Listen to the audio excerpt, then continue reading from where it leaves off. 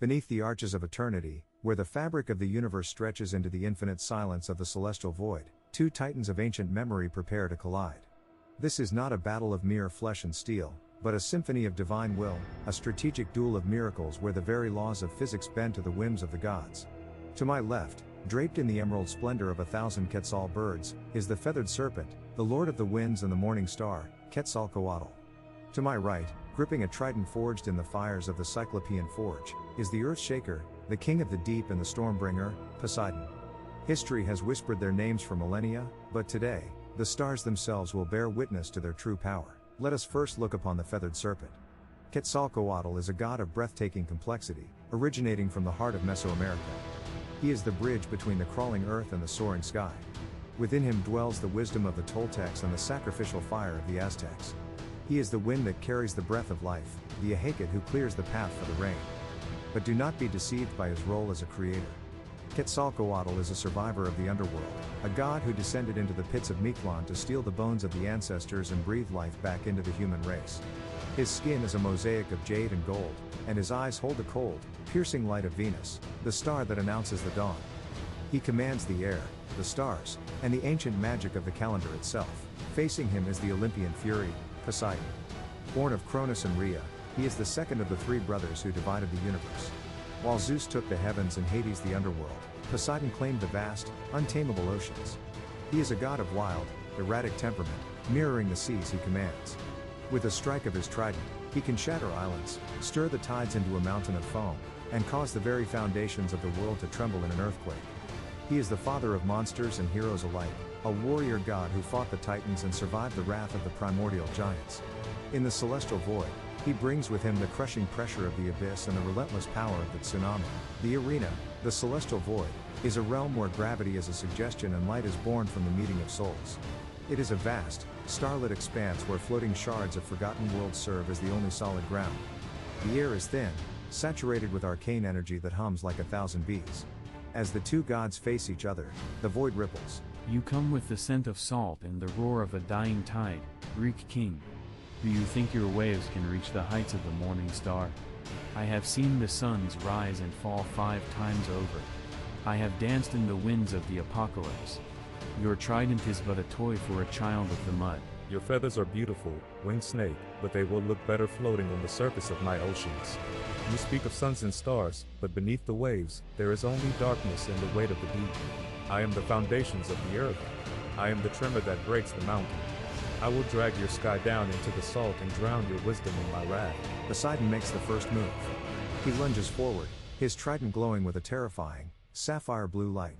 He does not strike at the air, he strikes at the space between them.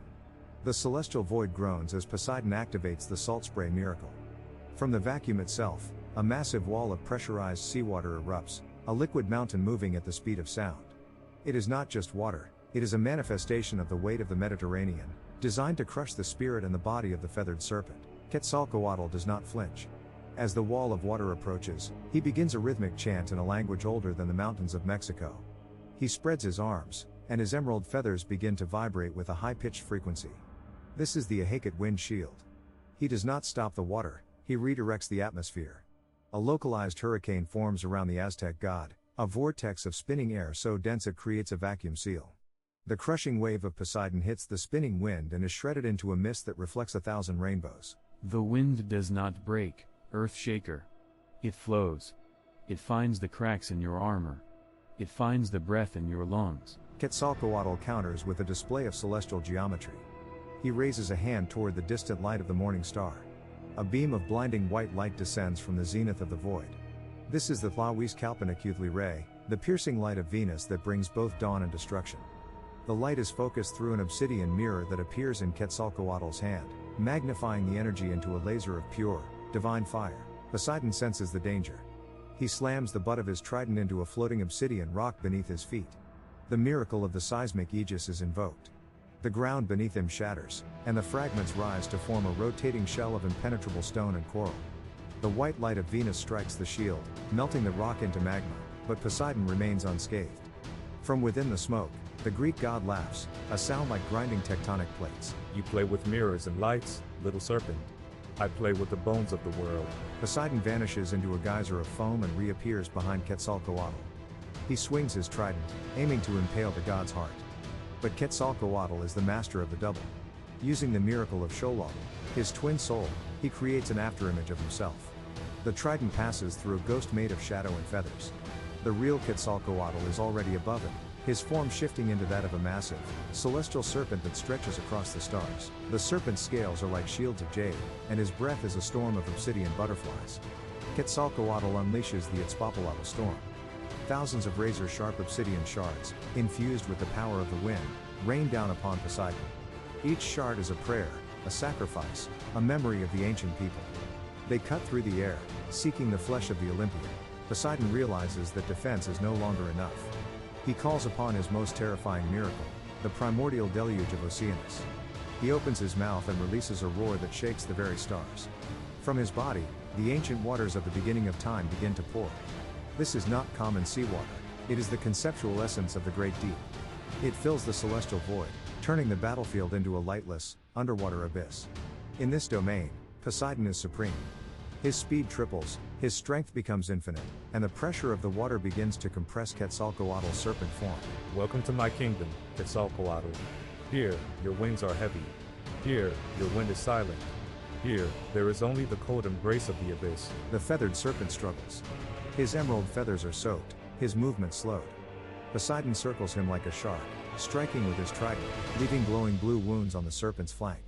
The situation looks dire for the Mesoamerican god. But Quetzalcoatl is more than just a god of the sky, he is the god of transformation. Deep within the crushing dark of Poseidon's deluge, Quetzalcoatl invokes the miracle of the fifth sun. He draws upon the legend of his own sacrifice, the time he threw himself into the fire to create a new era. His body begins to glow with an internal, golden heat.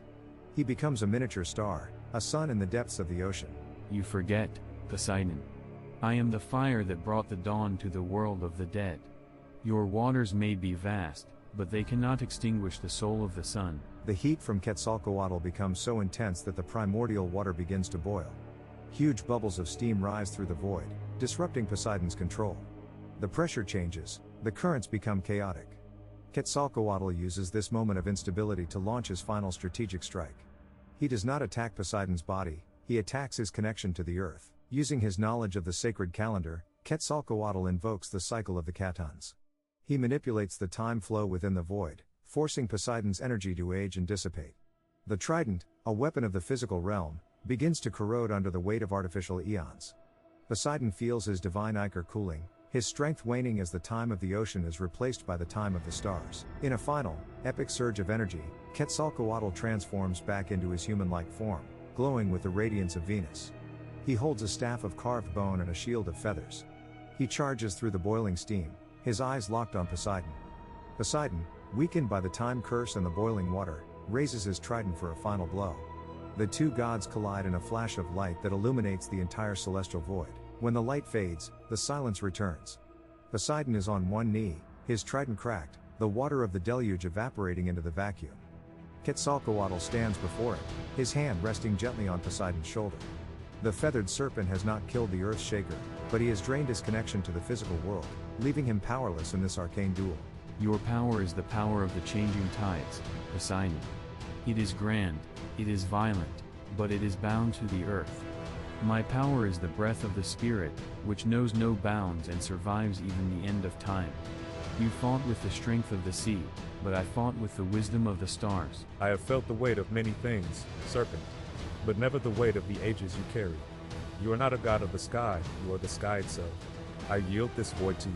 The battle concludes with a clear, logical victory for Quetzalcoatl.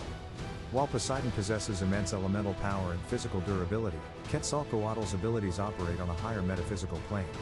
The feathered serpent is a god of duality, creation and destruction, life and death, earth and star. By manipulating the concept of time and the spiritual essence of the sun, he was able to bypass Poseidon's physical defenses. Poseidon is a master of the world as it is, Quetzalcoatl is a master of the world as it becomes. In a duel of miracles and arcane strategy, the god who can transcend his own element will always hold the advantage. The celestial void begins to stabilize as the echoes of their clash fade into history.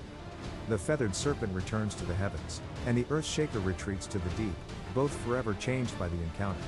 If you enjoyed this epic simulation of divine power and want to see more battles between the legends of the ancient world, make sure to like this video and subscribe to the channel.